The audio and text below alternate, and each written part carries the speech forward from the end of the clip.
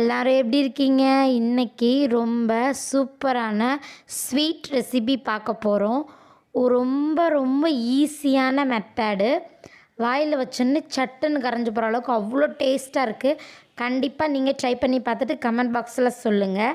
வீடியோவை ஸ்கிப் பண்ணாமல் பாருங்கள். நம்ம சேனலை ஃபஸ்ட் டைம் பார்க்குறதா இருந்தால் சப்ஸ்கிரைப் பண்ணிவிட்டு பாருங்கள். ஒரு மிக்ஸி ஜாரில் ஒரு முட்டை, ஒரு கப் அரிசி மாவு, பச்சரிசி மாவு எடுத்துக்கோங்க. அதுதான் கிண்ணத்தப்பத்துக்கு சூப்பராக இருக்கும். இப்போ நான் ஒரு 2 மணி நேரம் நல்லா ஊற வச்சுட்டேன். ஊற வச்சு நல்லா கழிஞ்சு எடுத்து வச்சுருக்கிறேன். இப்போ இதை சேர்த்துக்கலாம்.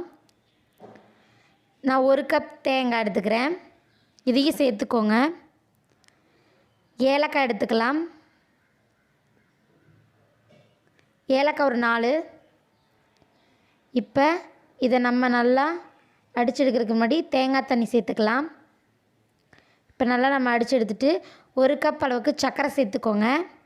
நல்லா மையாக அடித்து எடுத்துக்கணும்.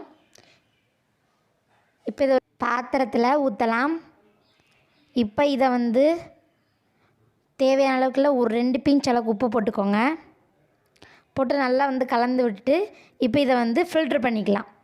இன்னொரு பாத்திரத்தில் எடுத்து நல்லா ஃபில்ட்ரு பண்ணுங்கள். வடிகட்டி எடுத்துக்கலாம். உண்மையாகவே சொல்கிறேன், அவ்வளோ சூப்பரான ஸ்வீட்டு.